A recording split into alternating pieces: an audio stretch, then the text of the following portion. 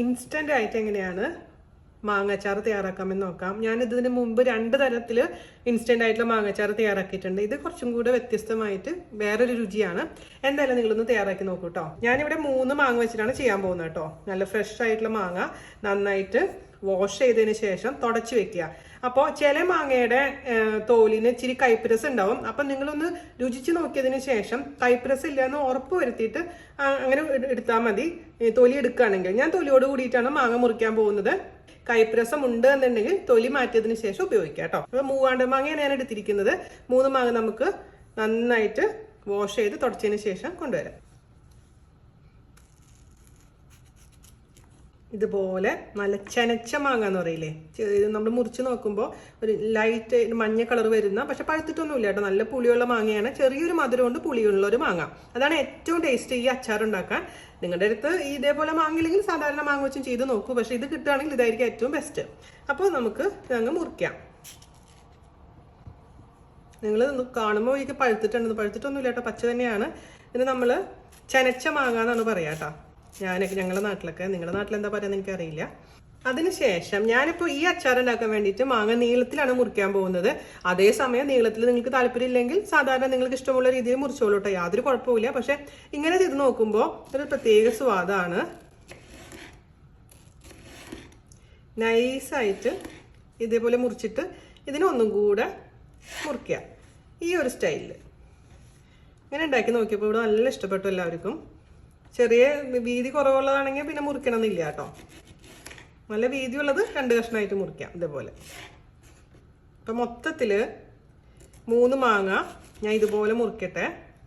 അപ്പം നിങ്ങൾ ആദ്യമായിട്ട് ഉണ്ടാക്കുന്ന ആൾക്കാരാണെങ്കിൽ 1 മാങ്ങ എടുത്തിട്ട് ചെയ്ത് നോക്കൂ.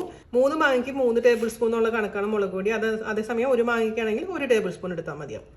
അപ്പം മൊത്തത്തിൽ അരിയട്ടെ കേട്ടോ. ഞാൻ മാങ്ങ ഇതേപോലെ നീളത്തിൽ അരിഞ്ഞിട്ടുണ്ട്. അതിലോട്ട് നമുക്ക് അല്പം ഉപ്പ് ചേർത്ത് കൊടുക്കാം. ആദ്യം ഒരുപാട് ഉപ്പിടണ്ട, ഒരു 1/2 ടീസ്പൂണോളം ഉപ്പ് ചേർത്ത് കൊടുക്കാം.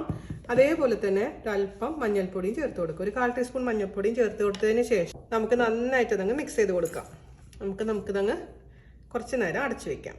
അപ്പം നമ്മുടെ മാങ്ങ ഉപ്പും മഞ്ഞൾപ്പൊടി ഇട്ട് വെച്ചിട്ട് 1 മണിക്കൂറിലേറെ ആയിട്ടുണ്ട് കേട്ടോ. കണ്ടില്ലേ, വെള്ളം വന്നിരിക്കുന്നുണ്ട് കണ്ടോ. ഇനി നമുക്ക് അതിലോട്ട് 3 ടേബിൾ സ്പൂൺ മുളക് പൊടി ചേർത്ത് കൊടുക്കാം.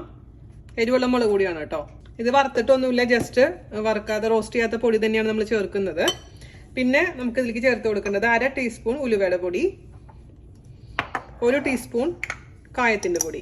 വീട്ടിൽ പൊടിച്ച പൊടിയാണ്, അല്ലെങ്കിൽ നമ്മുടെ സാധാരണ പുറത്തുനിന്ന് വാങ്ങിക്കുന്ന പൊടിയാണെങ്കിലും ചേർത്ത് കൊടുക്കാം. നന്നായിട്ട് അങ്ങ് മിക്സ് ചെയ്യാം.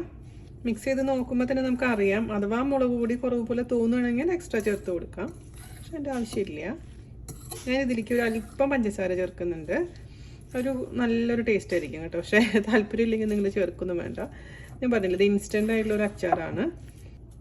മിക്സ് ചെയ്ത് കൊടുക്കാം. ഇനി നമുക്ക് ഇതിലേക്ക് ചേർത്ത് കൊടുക്കേണ്ടത് ഓയിലാണ്. അതായത് ഞാനിവിടെ നല്ലെണ്ണയാണ് ഉപയോഗിക്കുന്നത്. നല്ലെണ്ണ ആദ്യം തന്നെ ജസ്റ്റ് ഒന്ന് അതിൽ കടുകും കറിവേപ്പിലയും വറ്റൽമുളക് ഇട്ടൊന്ന് താളിച്ചതിന് ശേഷം ഈ കൂട്ടിലോട്ട് നമുക്ക് അങ്ങ് ഒഴിച്ചു കൊടുക്കണം, നല്ല ചൂടോട് കൂടിയിട്ട് കേട്ടോ. അപ്പോൾ ഞാനിവിടെ നല്ലെണ്ണ ചൂടാക്കാൻ വേണ്ടി വെച്ചിട്ടുണ്ട്. നല്ലെണ്ണ അല്ലെങ്കിൽ വെളിച്ചെണ്ണ ഉപയോഗിക്കാം കേട്ടോ, കുഴപ്പമൊന്നുമില്ല. പക്ഷെ നല്ലെണ്ണയാണ് ഞാൻ പ്രിഫർ ചെയ്യുന്നത്. കുറച്ചധികം എണ്ണ വേണം, എന്നാലാണ് ഇതിന് മുകളിൽ എണ്ണ തെളിഞ്ഞ് നിൽക്കുമ്പോഴാണ് കേടാവാതിരിക്കുള്ളൂ. അഥവാ നിങ്ങൾക്ക് 2-3 ദിവസം പുറത്ത് വെക്കണമെന്നുണ്ടെങ്കിൽ അല്ലെങ്കിൽ എണ്ണ കുറച്ച് ഉപയോഗിക്കാം, പക്ഷെ ഫ്രിഡ്ജിൽ വെക്കണം കേട്ടോ. അപ്പോൾ എന്തായാലും എണ്ണ ചൂടായിട്ടുണ്ട്. അതിലോട്ട് നമുക്ക് കടുക് ചേർത്ത് കൊടുക്കാം. കടുക് കൂട്ടിയതിന് ശേഷം നമുക്ക് ഇതിലോട്ട് കുറച്ച് വറ്റൽമുളകും കറിവേപ്പിലയും കൂടി ഇട്ട് കൊടുക്കണേ. നമുക്ക് ഈ തിളച്ച എണ്ണ ഇതിൻ്റെ മേലെ കൂടെ അങ്ങ് ഒഴിച്ചു കൊടുക്കാം കേട്ടോ. നന്നായിട്ട് മിക്സ് ചെയ്യാം. ഈ ചൂടോടുള്ള എണ്ണ ഈ മുളക് പൊടിയിൽ അങ്ങ് കൊള്ളുമ്പോൾ അത് പെട്ടെന്ന് തന്നെ അതിൻ്റെ പച്ചമുളകൊക്കെ മാറിക്കോളും. നല്ല പെർഫെക്റ്റ് ആയിട്ടുള്ള അച്ചാറായിക്കോളും. ഇനി നമുക്കിതിലേക്ക് കുറച്ച് ചൂടുവെള്ളവും വിനീഗറും ചേർത്ത് കൊടുക്കണം. അപ്പോൾ അതിന് വേണ്ടി നമുക്ക് കുറച്ച് ചൂടുവെള്ളം വിനീഗറും കൂടി റെഡിയാക്കാം. 1 കപ്പ് വെള്ളം ഒഴിച്ച് കൊടുത്തിട്ടുണ്ട്. അതുപോലെ തന്നെ 3 ടേബിൾ സ്പൂൺ വിനീഗർ ഒഴിച്ച് കൊടുക്കുക. വിനീഗറിൻ്റെ അളവ് എന്ന് പറയുന്നത് നമ്മുടെ മാങ്ങയുടെ പുളി അനുസരിച്ച് മാറ്റം വരും. നല്ല പുളിയുള്ള മാങ്ങയാണെന്നുണ്ടെങ്കിൽ കുറച്ച് വിനീഗർ ഒഴിച്ച് കൊടുത്താൽ മതി. അതേസമയം പുളി കുറവുള്ള മാങ്ങയാണെങ്കിൽ അതിനനുസരിച്ച് വിനീഗർ മാറ്റം വരുത്തണം. അപ്പോൾ പിന്നെ നോക്കിയിട്ട് നമുക്ക് അഥവാ വേണമെന്നുണ്ടെങ്കിൽ എക്സ്ട്രാ ചേർത്ത് കൊടുക്കുക. ആദ്യമേ തന്നെ ഒരുപാട് ഒഴിക്കണ്ട. നന്നായിട്ട് തിളപ്പിക്കാം. നന്നായി തിളച്ചിട്ടുണ്ട്, നമുക്ക് ഓഫ് ചെയ്യാം. ഇത് നമുക്ക് അടുപ്പിൽ നിന്ന് മാറ്റി വെക്കാം. തണുത്തതിന് ശേഷം നമ്മുടെ അച്ചാറിൻ്റെ മേലെ കൂടെ അങ്ങ് ഒഴിച്ചു കൊടുക്കാം.